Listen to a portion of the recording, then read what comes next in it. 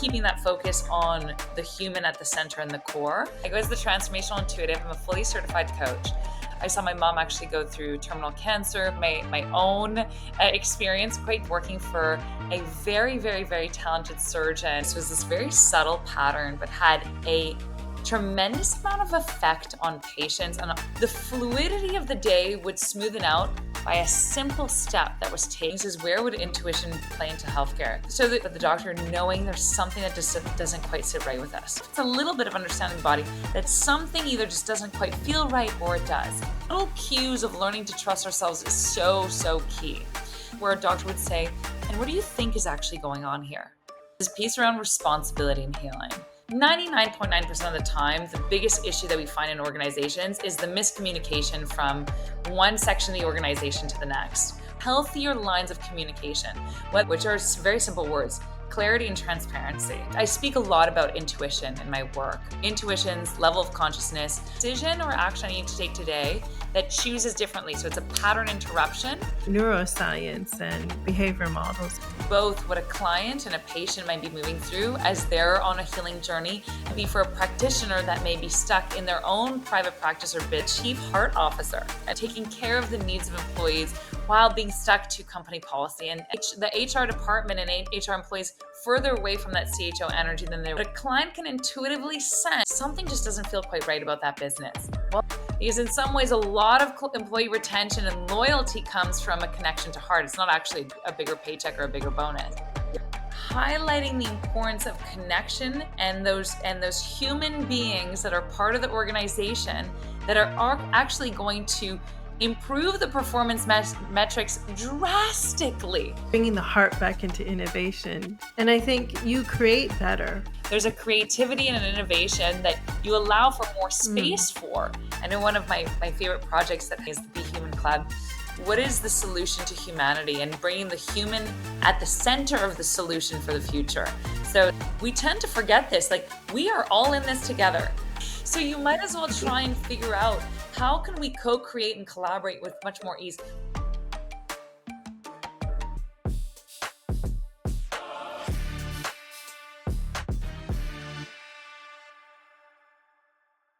Well, hello. Welcome to the next episode of IPZO-facto. I'm your host, Zina Manji, and I am thrilled to have with me today my friend, Dunia Darwiche. She is coming to us from Montreal, where she's based, a really glorious city. If you've not been there before, I highly recommend you visit. And today we're going to be talking about healthcare and putting the humanness and humanity back into healthcare. And also remind us of what it means to be human when we're interacting with our health, whether you're a healthcare professional or you're a patient or you're a caregiver. So Dunia is a transformation intuitive coach. She interfaces with healthcare systems, including healthcare professionals, surgeons, nurses, medical staff in both public and private practice. So those are very different systems to navigate with. And she also brings insight from a patient perspective as well, which is also very interesting. And she is also an entrepreneur. She has her own business as well as engaging with several other businesses in their programs and her insights and expertise that she brings into other businesses as well. So, Dunia, I am so happy to have you on the podcast today. Thank you so much for joining me. And if you wouldn't mind introducing yourself further for the audience. Oh, Zina, it's so lovely to be on here, and thank you for having me. And health and healthcare have been just a point of passion for a very, very long time. So my name is Dunia Darwiche, as you can read, and I've been introduced. I go as the transformational intuitive. I'm a fully certified coach. I got certified after my degree, and I absolutely love what I do. I'm totally blessed to get to do this work. It's a true privilege. And so going back to this piece around healthcare, I had the experience as a very young girl. I saw my mom actually go through terminal cancer and go through the process of treatment and healing in a medical hospital and a specialized hospital for advanced cancer in her Mm. in her state, and at the same time also experiencing the incredible modality of like holistic therapies and all kinds of alternative modalities which were very influential to my career and my own journey of healing. And then in about 2015, I went through my own experience quite deep. I was in the hospital for about a month going through Oh. a ton of change and transformation, and learned quite a bit about the medical field, even again from an external perspective. And just a few years ago, I had the absolute privilege of working for a very, very, very talented surgeon and a longtime friend of mine that lives not too far in my hometown. He's a colorectal surgeon, very Mm. talented, and he allowed me to come into the business and work as his clinic manager as he transitioned from public to private. And so I got quite a Oh, bit of understanding and interesting. experience, yeah, through that journey, which was fascinating, truly. I before coaching, actually, funny enough, just a small tidbit, I thought I'd go to med school. I thought maybe I would, completely change routes, and I ended up in the coaching field. So I thought it was a fun full circle moment when I got to work for him. Wow, that's amazing, Dunia. I didn't know some of that. uh, so I'm just going to start off with, I guess it has to do with patterns. But when we talk about public-private practice, as a patient, maybe we might not actually realize what's going on the back end, right? Um, there are different things that healthcare professionals go through, especially I think in maybe more and more recent days with a lot of pressures put on the system. And so, I'm very curious about what your insights or knowledge gain was between public and private practice. And is that something that, what did you learn from that? Were there insights, things that you didn't realize that you learned from going through that transformation with the surgeon? So one of the biggest pieces of that experience was definitely being more in the student seat, having not worked in healthcare before and really getting an insight. What I found really interesting was actually a lot of the public doesn't understand the public or private system from the patient perspective. And there's quite a bit of judgment. Mm.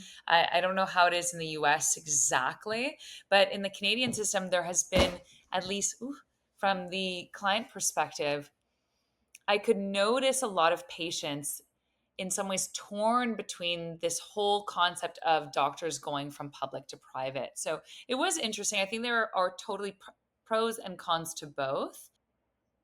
Yeah. So, but it's interesting that you actually observed that transition there. And I guess it is a big decision for patients when they're kind of, I guess they're choosing which system to engage with, right? Absolutely. And I think it Yeah. depends on, it's a case by case, really. For each patient, their needs are going to be different, varying from one to the next. And some people are, they prefer going with a private system, depending where they're at, what their needs are, what their values are, also. And Yeah. also, some prefer to stick to the public system, some by choice and some not by choice. Some, that's part of what they have access to right now. Yeah, I guess it really depends on what's needed at the moment. So, when you're working side by side, right, in with the surgeon, and this is your kind of introduction, other than being a patient, right? What what did you learn there that kind of shapes what you do now? Seems like that was a pivotal moment for you in what you learned there. Can you share more about that? Absolutely. I think one of the biggest insights that I got that I start to notice was this very subtle pattern, but had a tremendous amount of effect on patients and on how the entire day, whether it was from the medical staff perspective, the supporting staff of the office, or the surgeon or the patient, the fluidity of the day would smoothen out by a simple step that was taken. And oftentimes ideally it was a step taken by everybody involved, but it was taking the time to connect. So one of the moments I remember noticing this, the days where the doctor, the surgeon had time to step outside of his office and come greet each patient in the waiting room in a wonderful but beautiful casual way, either a fist bump or an elbow knock, and just really connecting to that patient. All of a sudden, there was this connection that was done. The patient felt more comfortable. They felt heard, they felt seen. Hmm. The fluidity of the conversation would happen. And the patient was more receptive to the suggestions of the surgeon, his perspective, than oftentimes when the system was so overrided and we it was so overwhelmed that it was patient by patient by patient, and that moment to connect, we weren't able to take it. So it was interesting to see, Yeah. that little moment that we have to just simply connect with one another can have a tremendous amount of effect on how the day plays out, whether it is for each patient pace or for the entire system of the fluidity of the day, how productive the staff was throughout the day, how fluid the system ran through. What was the client or patient's experience throughout the whole process, too? Wow. Okay. So that's really interesting. Um, so basically, it's just that personal touch. And it can be simple. Certain doctors or certain healthcare practitioners and professionals may have their own version of connecting to a patient. It may be a Hmm. joke, it may be, something they remember from their patient, it may be a compliment on what they're wearing, it may be, or a fist bump, those the little elbow knock, whatever that is. But that simple moment of connection is so key and far more valuable than we realize. Yeah, that's true. That's so true. I mean, you can feel that even if you don't have you're not reading a study that actually backs that up. But I imagine there are some information that backs that up with the human connection. But just intuitively, to be seen, you just feel so much better. It puts you at ease. You create an openness for a dialogue. I think is really really important. Yeah. And recently I was doing a talk in a program, and one thing that came to my mind was that as we are focusing more and more on technology, and of course technology is good, we learn a lot more about what we are experiencing, what's happening in the human body through different types of sensors, and able to do microsurgeries and all sorts of things with technology. But the one watch out, I think, with technology, especially when it comes to even scheduling patients or having patients engage with forms or things like that, or even how they come into the office, if it's too technology based, you lose that human touch, and we forget that healing has a lot to do with human touch, looking into the eyes, looking into each other's eyes. That touch makes such a difference on just being seen, being heard, being acknowledged, but as a human being, as an individual. Absolutely. And we at times when there's so much demand on our healthcare professionals, they forget, and we all do really, that there's a human being Yeah. really in front of us, and they are at the core and the center of that journey that they're on. And this is actually one of the issues that we're seeing in the system both ways. The patient is also at times forgetting that that doctor, this healthcare practitioner, this healthcare professional that's standing in front of them is also a human with their own story, with their own Yeah. life, with their own frustrations. And so, if we allowed ourselves to see one another a little bit more, we would be in a much more cohesive system versus seeing it from strictly our own perspective with these, at times, these blinders on that creates this fragmented system. Yeah. Yeah. So that's really interesting. There's the system itself is set up in the way it is, but how we actually engage with the system or not uh, can make it even more fragmented or disjointed, I guess. Absolutely. And you can see this, and I'm going to give an example that is so far from healthcare, just so the average person can take a moment. After grocery shopping, what do you do with your cart? Do you put it away? Do you think about the next person that's going to make their way into the grocery store? Yeah. Like, are we leaving the spaces we enter better than we found them? So when we start acting from this perspective, thinking of, Mm. in French we say penser au suivant, to think of the next person, then we start to work in a cohesive system. I may not know this next person that's going to grab the cart. I may not know this next person that's going to be the following patient to the practitioner, the surgeon, the doctor that I'm seeing. But if I am allowing myself to just ask a simple question, what is one small step I can take today that is going to serve the next person right behind me, or that will follow me, or that will, be the next in line for whatever I'm experiencing right now? Wow, we would really live Yeah. in quite in a different world to a certain extent.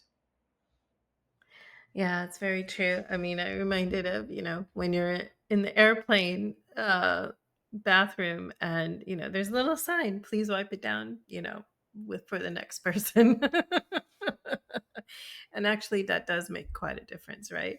We walk in, you're going to be completely turned off. It's just like a complete mess, a complete mess. So really it's that humanness of acknowledging not only yourself and the condition that you're going through, but really also how are you engaging in a humanistic way and not let's say a very self-centered way. Yeah. I think there's a balance there, right? When you're going through a condition, to some degree, you do want to be self-centered, right?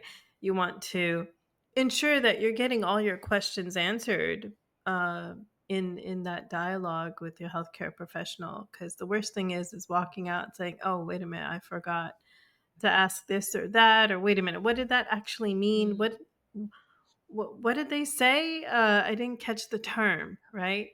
And I think that's the other thing is really understanding that, yeah, just because the healthcare professional might be very busy, might be trying to get through the day in terms of how many people they're caring for in that day, but there is still an opportunity to pause as a patient, to slow down the dialogue and say, "You know what? I actually didn't hear what you said. Can you spell that for me? What does that mean?" And so you can still dialogue and bring that humanness back even if that environment is not there in the moment for you. And then as you say, when you're leaving something behind for the next I, person, there's a I think that's important. Yeah, there's a really good point you bring up, Zena, that makes me think of another piece I'd love to share. Is this piece around responsibility and healing? So many of us, Mm, and I think that this happens in almost every field. So it's just honoring that this isn't just to healthcare. This is in almost every field where there's an expert and there's a client or patient on the other side. There is so much projection oftentimes onto the expert to be the one responsible for the healing, be the savior, be, the ultimate hero. And the reality is the truth is the expert can lead you as much as they can. They can provide you the tools, they can provide you the knowledge, their experience, but really the responsibility of healing really lands in the hands of the patient. And it doesn't mean they're alone. But keeping this in mind is, am I truly being proactive in the process of my healing? And some people may mm, get very triggered by this question because they may say, I've taken all the time in the world, I've done so much research and I still feel alone. And granted, we are in a difficult time where the world is transitioning. You know, the systems are transitioning. We're seeing this dual system in both the US and Canada, where we're living with a private and a public care system. And we're trying to navigate the quirky ins and outs of both, the differences between both. There's a ton of demand and not enough supply for that demand. Practitioners are exhausted, patients are disappointed. So it's, of course, that there can be those emotions that come up of saying, oh my God, but I feel forgotten in yeah. this system. Okay. So it's just asking yourself, is there one other thing I can do today to be more proactive in this approach? Can I can be more responsible for my healing and process? And how can I allow myself to connect to the person in front of me, whether they are the patient, whether they are the healthcare practitioner? Those moments of connection also create a sense of responsibility. So I know that when I'm working with someone and I feel deeply connected to them, I feel in some ways responsible also for what they're moving through, because I feel like I really want to help this person out. Suddenly I feel this connection. I feel I want to be as proactive and, and helpful to this person's journey. But if there's that sense of disconnect, there may not be a sense of responsibility at the same level. And I think, as a patient, what when I'm putting myself in the patient role, what I try to do is, whether it's with loved ones or with myself, is make a list of questions. Absolutely. What are the questions that I have? Because even though I consider myself educated, oftentimes you're in the moment. Your mind goes a little blank because you're trying to understand everything that's being said. So I go with the list of questions and make sure that my questions are answered, or just, am I there? It's kind of like an aid memoir, right? And obviously during the consultation, there could be more questions that come.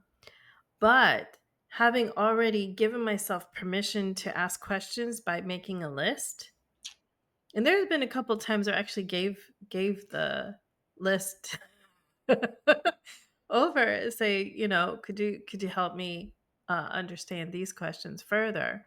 But there have been times of just the process of going through a question list, even if it's just for my own benefit, um, to remember in that dialogue, it gives myself permission to ask questions live during the consultation as well, things that didn't come to mind before. Because I've already kind of crossed that mental barrier that, wait a minute, I've I've got something I need to come out of here with, and I want to make sure I have clarity. So I've already thought about that ahead of time, versus other times when I've just gone in with no thought, at all. Just let me hear what the doctor's going to say. All of those times I've forgotten to ask something, or there was something that I missed. And so, what are also the you kind of went through this as well a little bit, but maybe go a little deeper, that, as your own patient experience and the patterns that you see, Absolutely. that are happening today, right? There, you did mention that there's kind of a systemic issue going on. Can you go a little deeper in that framework, in terms of the systemic issues, and the empathy, Yeah. or I'll uh, give, intuitiveness that happens yes. I'll there? give a great example. I remember, and I'll give them in the two different scenarios. Having, I was a teenager, having stood by my mom's side as she was very, very sick. There's this Mm, incredible thing that happens when, and you see it, you can see it. A lot of the practitioners that are in this field, whether they're healthcare nurses or doctors or specialists, they do it because they love it. It's a lot of yeah, work. It is a yeah, huge life commitment. I may not, maybe not everybody is doing it for those exact reasons, but truly, so many of them are really passionate about what they do. And there's something that's really precious and magical that happens when a patient is in the presence of someone who, like a healthcare worker, a healthcare practitioner, a doctor, that is doing this purely out of the goodness of their heart and they love what they do. There's, there it's almost slightly indescribable. It makes me a little bit emotional after all these years, that dedication that happens. Um, what we do notice, and I've noticed this from every perspective possible. I've noticed this from the perspective of having stood by my mom's side, having been a patient with my own mental health journey around the year of 2015, and having been a clinic manager for a specialized surgeon. One of the toughest things in the system is the communication throughout the system. And like I studied mm, organization development and organizational change. 99.9% of the time, the biggest issue that we find in organizations is the miscommunication from one section of the organization to the next, or from multiple sub pieces or sub parts of a system. And yeah, so what do we need to do is actually increase our quality and quantity of communications. So what parts of the system need to be communicated better? Are they hearing each other? Are they understanding with what one another is saying? And what can we do to create healthier lines of communication, whether it's from a patient to a practitioner or practitioner to a patient, or from one specialist to a GP?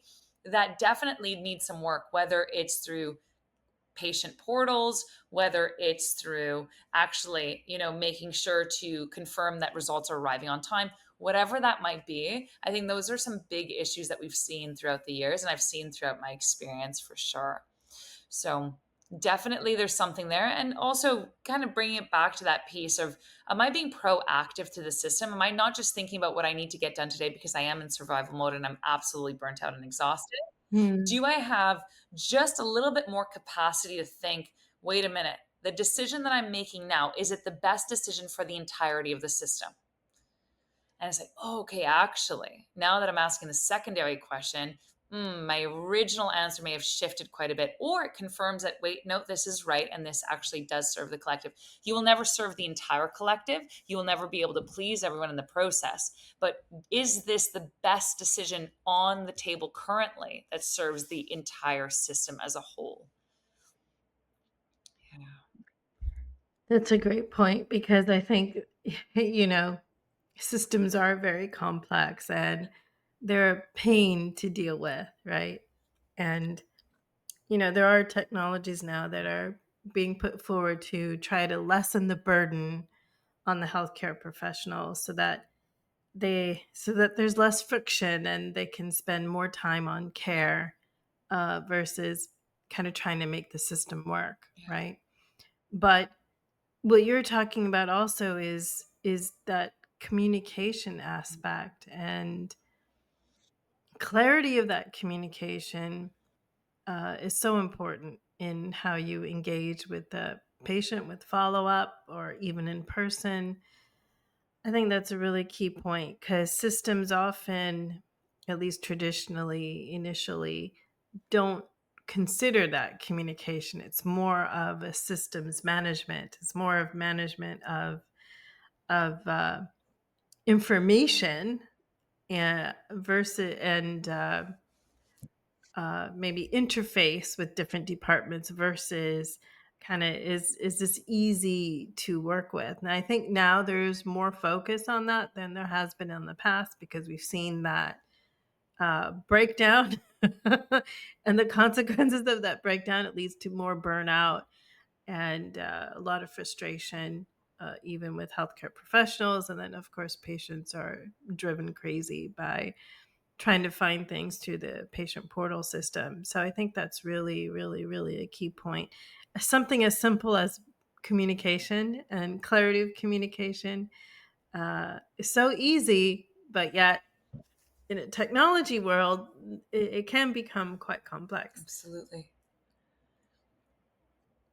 So some doctors get around that. I've seen where just sending a text message, saying, "Hey, I'm Doctor So and So. I saw you earlier.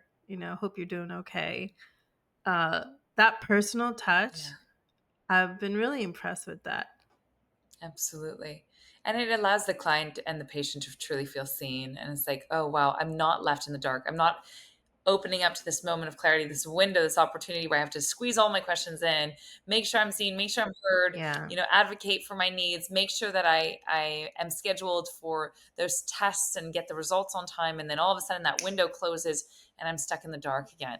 But yeah, that piece of having that sensation or feeling that that practitioner, that healthcare provider really is going to walk this journey with you as you make your way on to closer to healing. yeah. And maybe kind of a side comment here from this actual conversation. The other thing within that window is to understand how much is covered by insurance. That often is not completely known during that window.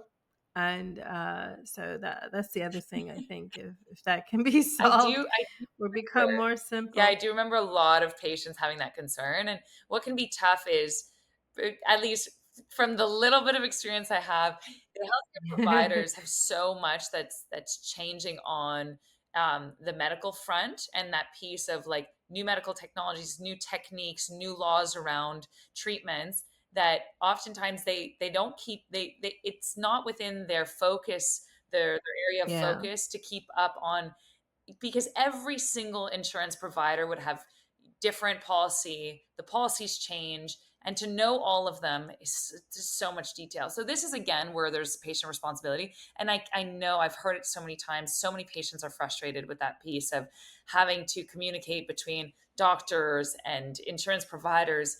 And I think there's a great business model if someone out there wants to play liaison between both of those. But that definitely, I could see that was a big piece of frustration for sure.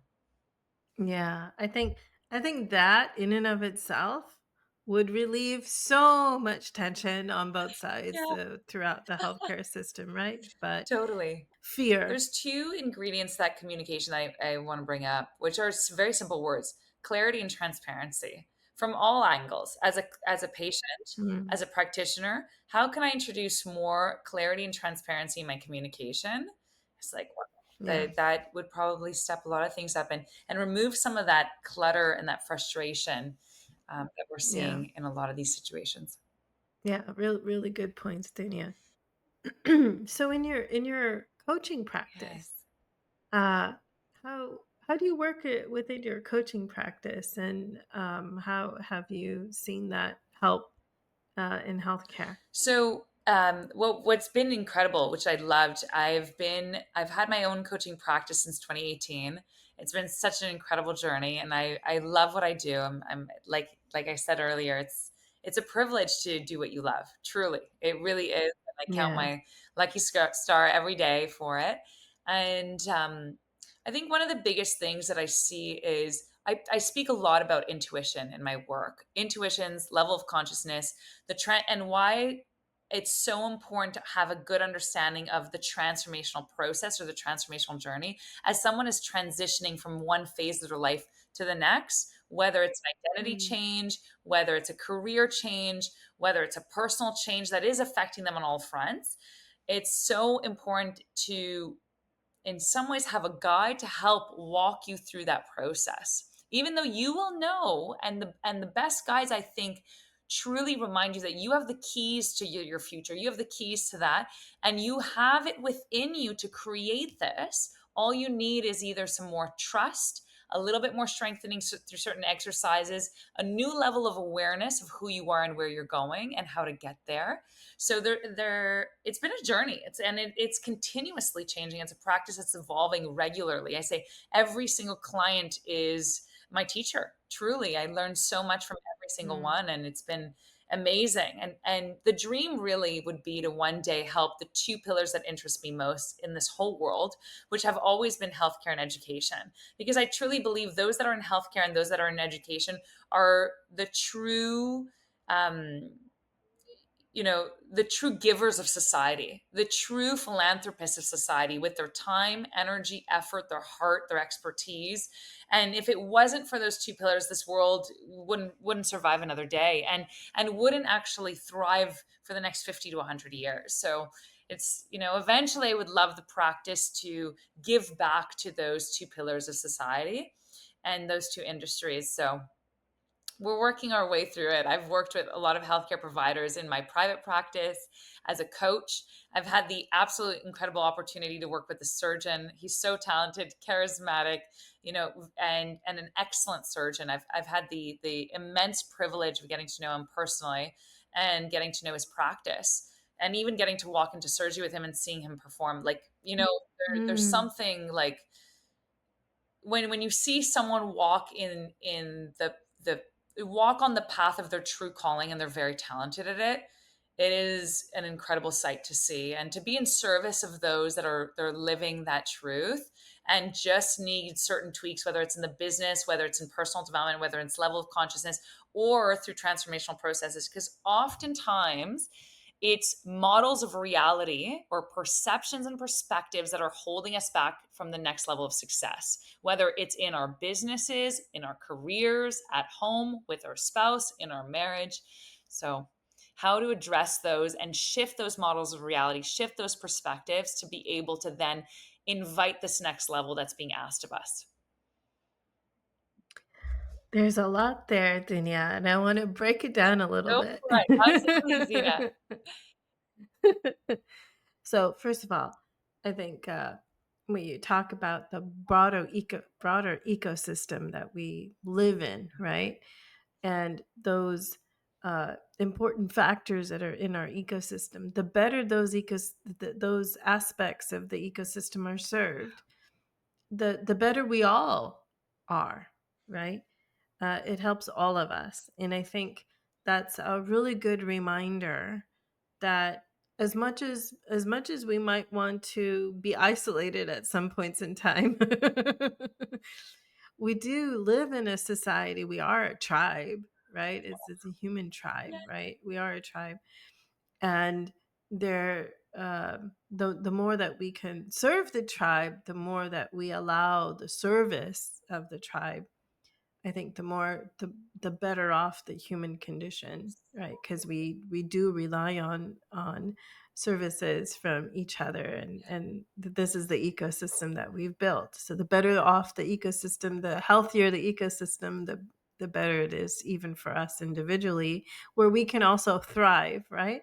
But let's just go back right in the beginning of what you said about the model. You said the shifting, to allow the transformation. Can you double down on that a little bit in terms of what is it that needs to be shift, that you just mentioned about the model? So what we call them models of reality. So they're the stories and the belief systems that we have that are actually driving our life. Some of them are conscious and some of them are unconscious. So the more we do Okay. some personal development work, and it doesn't have to be, it can be simply reflective and building that self-awareness, the more they go from unconscious to conscious. When we start to be conscious of our models of reality that drive and rule our life and in some ways influence our decisions and our actions that we take regularly, then we're much more proactive in that approach and transformation as we're moving through life.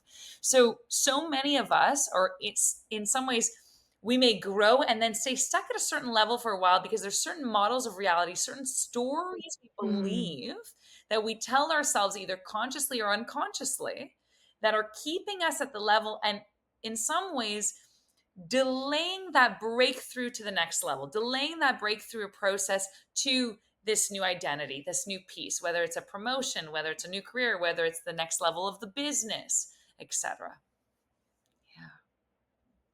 Yeah. yeah, interesting. So it's really just slowing down and understanding where our belief systems are coming from. Yeah.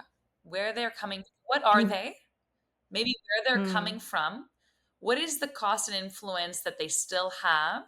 And what I may be getting out of them actually, because they're there, they're also keeping me protected, an illusion of protection. And what would happen if I were to break them? What is the mm. gain or the win, the results that would happen if I would allow myself to shift that model of reality? It's like, wow, okay.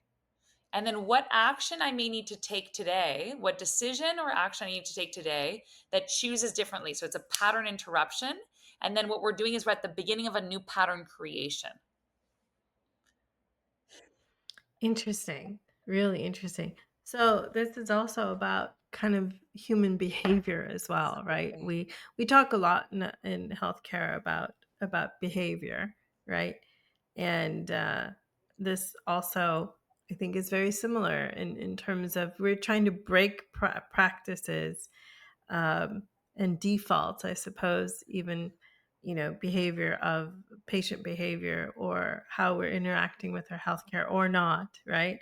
Because oftentimes with treatments, we have to bring in new practices, maybe import a different lifestyle in order to live healthily. Yes. And then there's these models of reality, as you talk about, as you mentioned, but that's very connected with that neuroscience and behavior models as Yeah, well.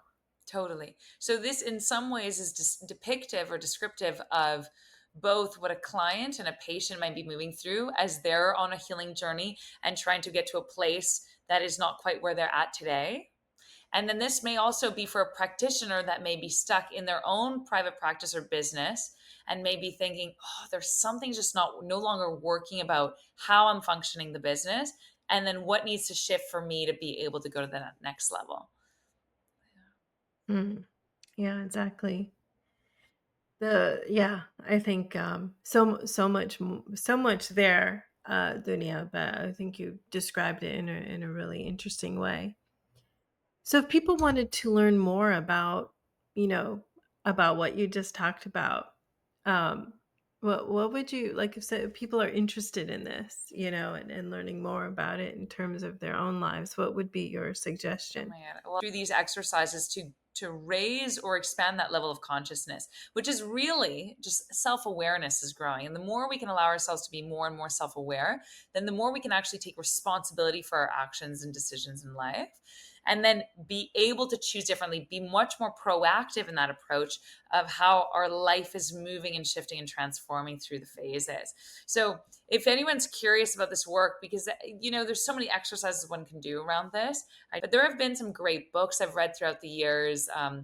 Some of them were like personal power through awareness. Some of them are way less spiritual, and I find very, very interesting and Mm, reflective. Like Talking to Strangers by Malcolm Gladwell was instrumental in my work and the way I see life, and I see even business. And I actually it touches on a lot of what we talked about today.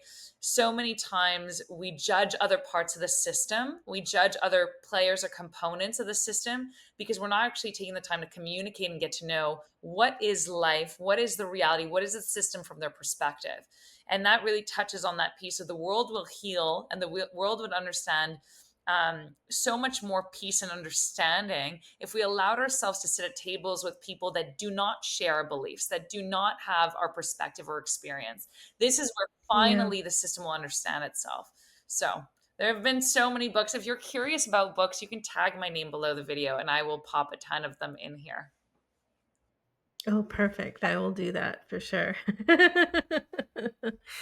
Yeah, I think there's a lot of different directions to go from, but yes, yet I think there's a common base, right?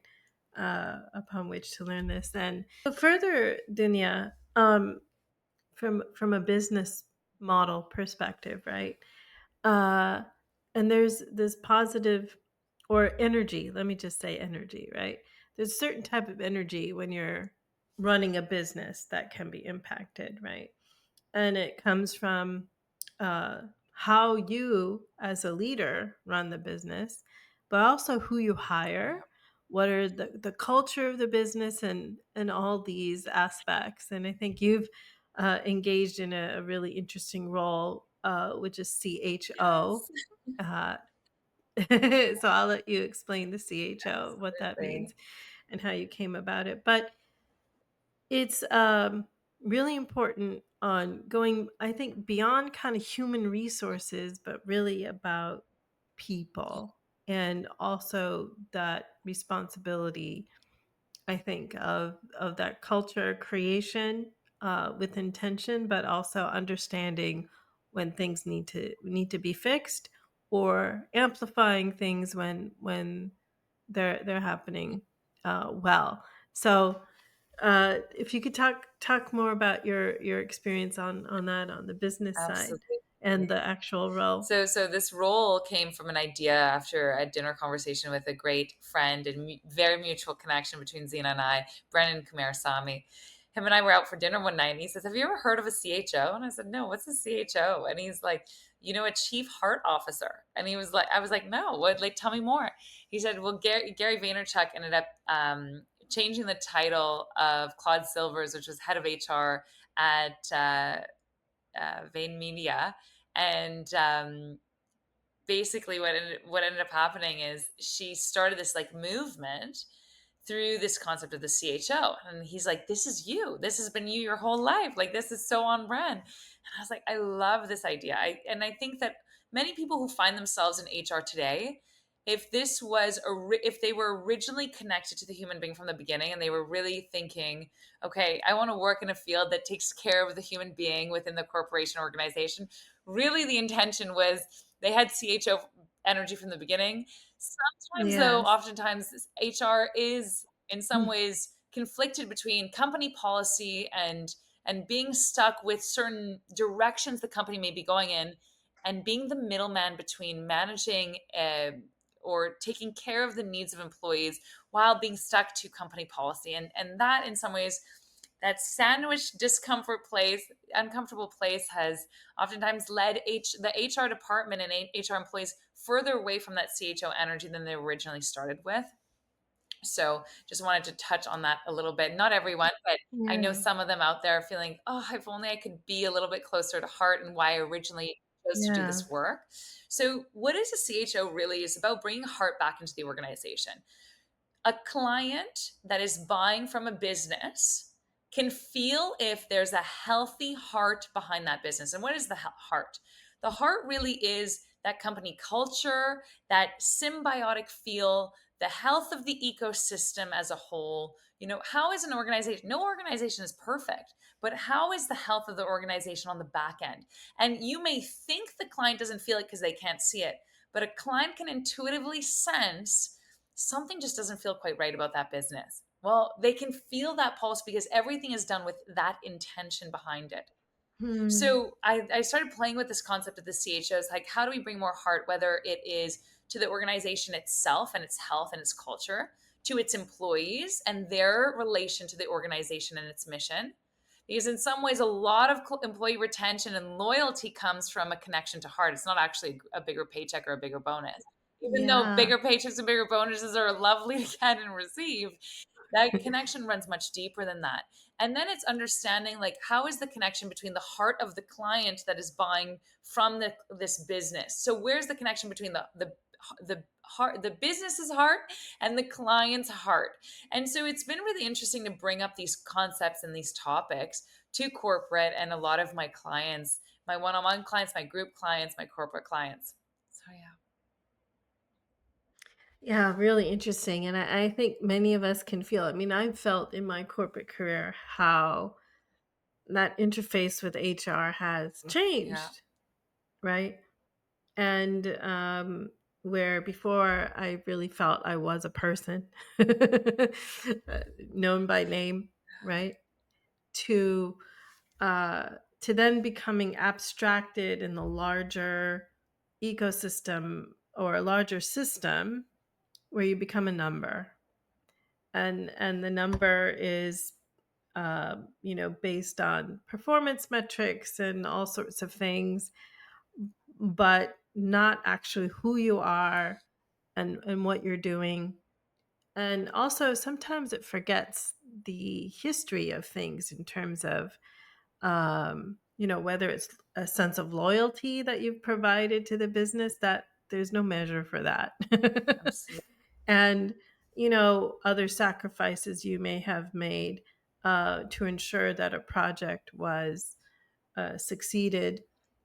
That sometimes I don't believe there's any kind of metric for that, right? It's really metrics. Performance metrics seem to be very much in a point of time metric, like yearly or quarterly, in having served the objectives.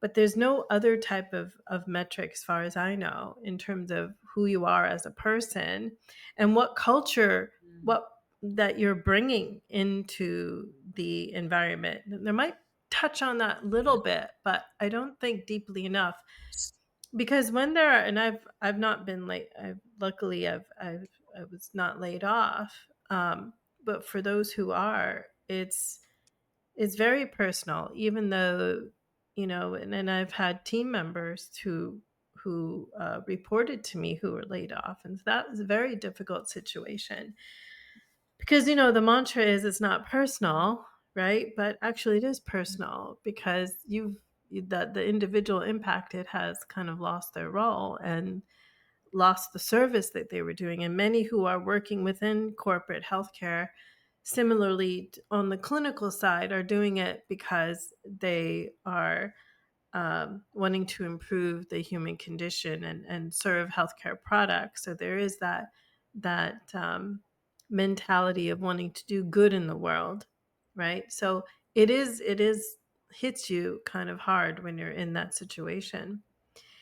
But then large company versus small company. Sometimes the smaller company, just because there's less people, you actually know the HR person by name. It's not a 1-800 number. Mhm. Unfortunately, a lot of companies have moved to a 1-800 Yeah. number. I think that there's something important though that you're bringing up, Zena, and I think that there is still so much value to performance metrics that it's not to negate them.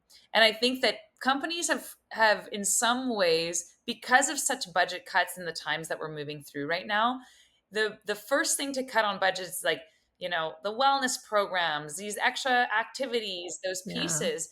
And so many of us forget that it's actually through highlighting the importance of connection and those human beings that are part of the organization that are actually going to improve the performance metrics drastically. So oftentimes when we're looking Yeah. at our spending and our budgets in organizations, we may actually be distracted by what we think is important and forgetting what is actually important because we're focused on what's urgent, and we're forgetting what's important and what will actually serve us in 6 months, 2 years, 5 years, 10 years down the line.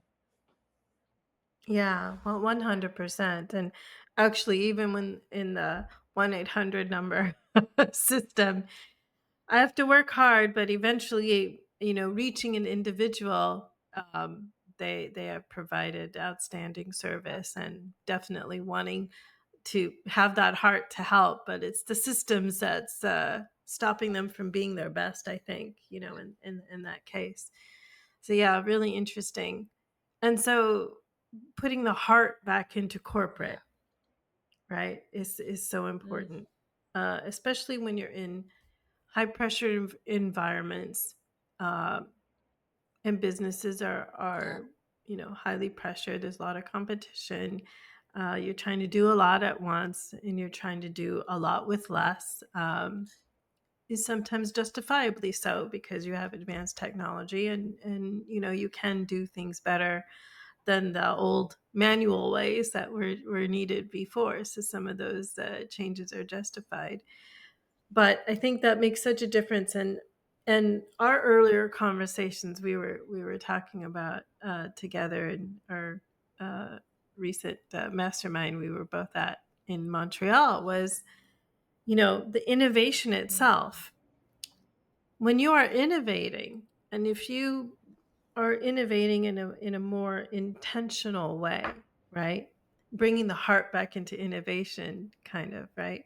Not kind of. That's actually what you're doing. What you're doing. That idealistic. And I think you create better when you have heart that you're bringing into the innovation. Now, taking that away from kind of a woo woo sentiment, it's more about when you're innovating healthcare products. There's a user at the Yeah. end, and the user is a healthcare practitioner, uh, or a patient, right? Or perhaps an insurance model. Yeah. So, or a combination. Maybe your healthcare product interfaces.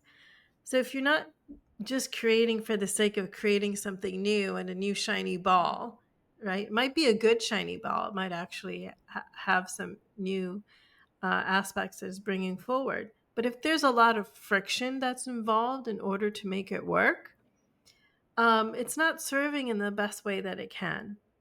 And so I think it behooves innovators to think about to bring that heart back in, thinking of themselves as being the patient. And we talk about patient Mhm. first in innovation, but actually really, uh, the word that you use a lot, really embody that, right?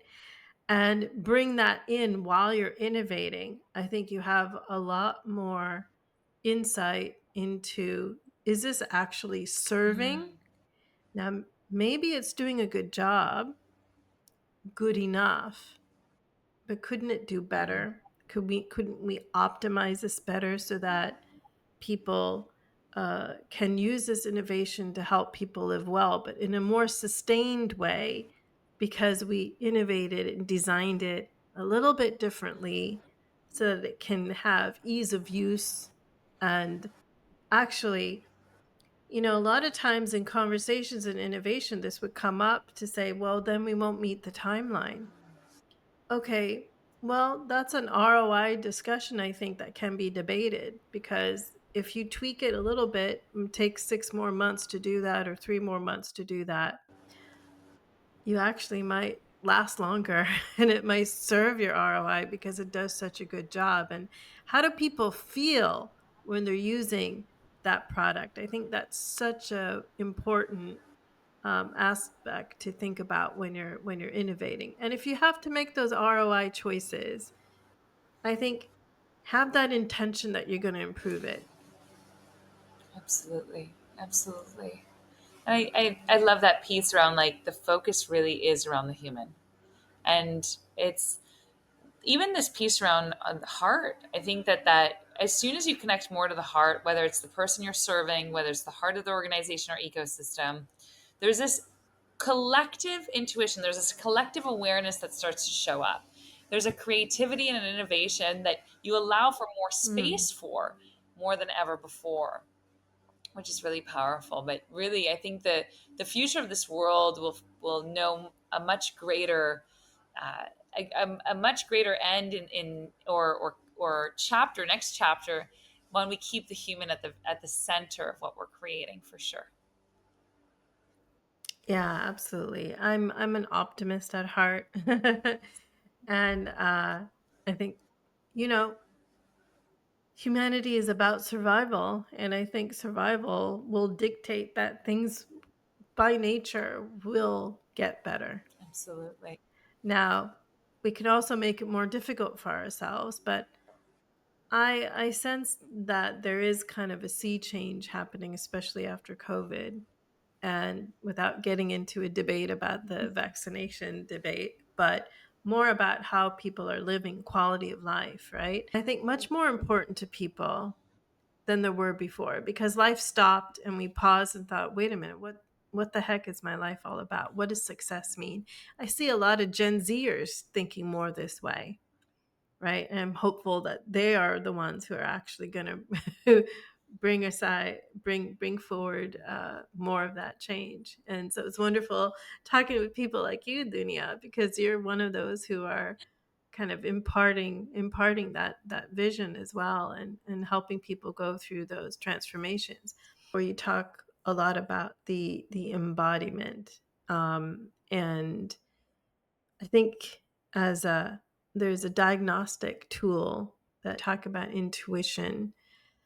Can you talk more about how that shows up in healthcare? I think you alluded to it, but maybe you could talk about it more specifically. So I think one of the big things is where would intuition play into healthcare? So there's a few things. If we think about it from the Mm, client and patient's perspective, oftentimes a lot of us have ended up at the doctor knowing there's something that just doesn't quite sit right with us, whatever that might be, whether there are symptoms, minor symptoms, major symptoms, something, but there's some kind of connection that we have to the body and our understand. And even if it's a little bit of understanding the body, that something either just doesn't quite feel right or it does.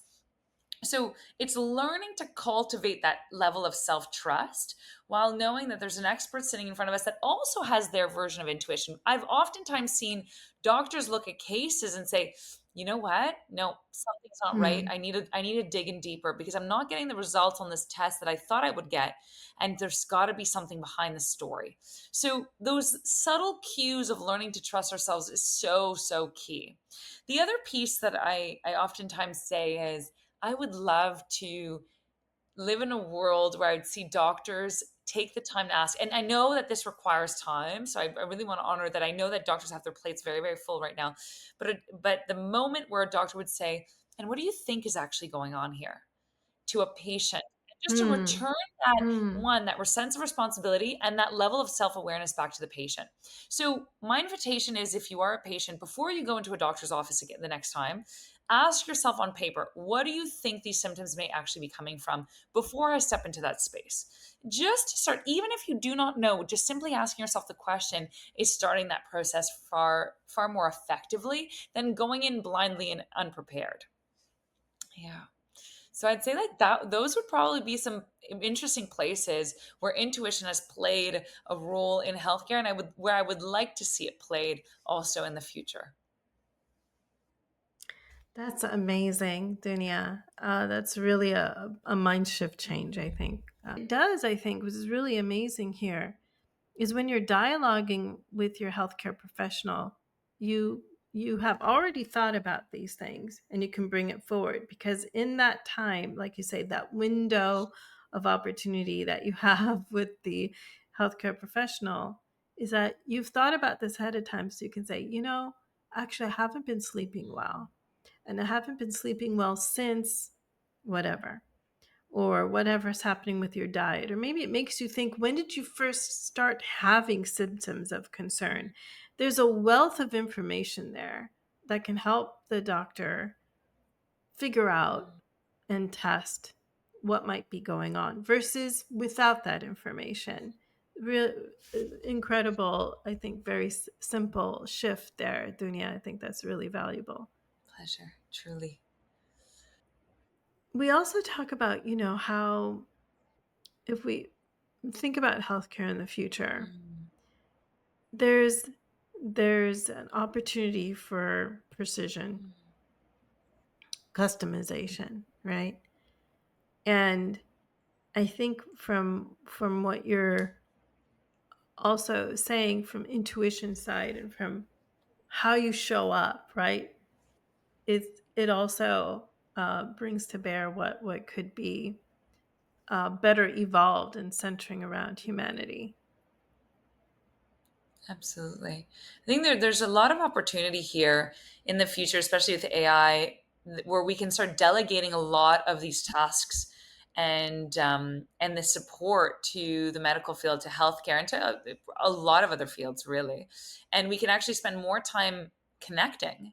We can spend more time building that relationship to our practitioners, building our relationship to our patients, building our relationships to other departments or other parts of the ecosystem, and really getting to be part of the solution while we're not spending so much time, effort, and energy in certain places that don't need to be spent. We're actually AI or machine learning can be far more accurate and more efficient time wise to be able to support us in this. So, but it's about really keeping that focus on the human at the center and the core, and really keeping that as the main point of focus, because really that's why we're in this field, and that's why we're even talking about this today. I know one of my favorite projects that has been just recently is the Be Human Club, a project I get to work on with one of my best friends. And it's really about bringing, what is the solution to humanity, and bringing the human at the center of the solution for the future. So it's like, how can I be a better human? Me to me, like, what do I need for myself right now to show up more fully? And what impact am I leaving behind in every room that I'm stepping into? So, and allowing ourselves Yeah. again to see each other as part of the same team. Like, we tend to forget this. Like, we are all in this together. The person at the grocery store in front of you that you do not know, guess what? They're on your team and you are on their team, whether you like it or not. So you might as well try and figure out, how can we co-create and collaborate with much more ease? Will we always all get along? No. Will we always all agree? No. And that's part of the game. That's part of the situation and system that we have to learn to be a part of. And so it's allowing ourselves to say, okay, wait a minute, what is within my scope? What is within my realm of responsibilities that I need to take right now? What are the actions and decisions that I need to take in this moment that are more proactive for how I am showing up and for the collective? Yeah, incredible, Dunia. I think is a really good way to summarize also what we've been talking about, right? Absolutely. Is, co-creating, collectively co-creating a better environment for all of us within a healthcare system as well, so that we can all live better, but also so that we can create a better system, Okay. right? And it does involve all of us. Thank you so much for sharing all of your insights, Dunya. A lot of positivity here, and I think well being.